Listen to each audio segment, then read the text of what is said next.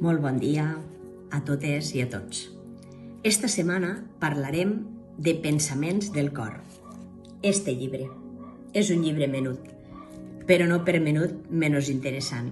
És un llibre en el que Louise Hay, ja sabeu que és una de les meves mestres, ella és mestra de metafísica i ens ensenya a fer servir en els seus llibres el nostre potencial per a créixer personalment, per a créixer a nivell d'autosanació, per crear un cos, una ment i un esperit ple de salut a tots els nivells. I ella ens ho explica d'una manera molt fàcil.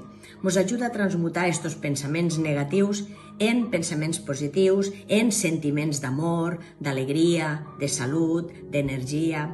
I hem recomanat alguna vegada algun llibre d'ella aquí, vam recomanar el seu bestseller mundial, que és un dels llibres més venuts del món, que és Vostè pot sanar la seva vida. I ella ha sigut una de les precursores del coaching personal. Este llibre, del que vos vull parlar avui, combina petites meditacions, reflexions, tractaments espirituals, també alguns extractes d'algunes de les seues conferències, i ens mostra que no hem de dependre de ningú, perquè dins de nosaltres hi ha una capacitat tremenda de poder fer canvis positius a les nostres vides, per poder passar de lo vell, d'allò que no ens serveix, a lo nou, a fer canvis, perquè si alguna cosa no va bé vol dir que alguna cosa hem de canviar, perquè si no canviem res sempre estarem al mateix lloc. Cada pàgina d'este llibre conté una reflexió o una afirmació positiva per a poder practicar, però també l'explicació d'on ve o per què ve o per a què ens pot servir. Nosaltres podem fer servir este llibre obrint simplement una pàgina a l'atzar cada dia i allò que ens surt, durant el dia anar-ho practicant o anar-ho reflexionant. També ho podem fer servir en moments que no ens sentim bé, que tenim algun dubte, que necessitem algun consell, que estem una mica perduts, obrim per la pàgina que se mos obri i segurament nosaltres demanem a l'univers dona'm una guia sobre això que estic pensant o que estic passant i el missatge que ens sortirà segur que ens servirà en aquests moments que nosaltres ho estéssim demanant.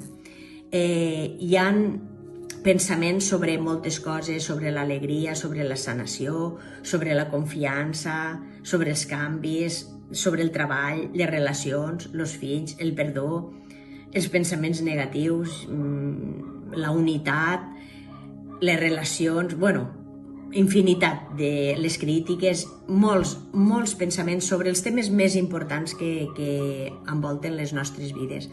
Ara, el que farem serà obrir una pàgina, la que se'ns obrigui, i jo us llegiré el pensament que ens ha sortit.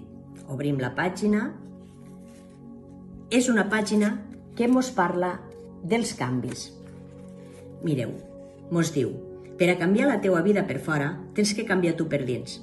En el moment en què et disposes a canviar, és assombrós com l'univers comença a ajudar-te i et porta el que necessites.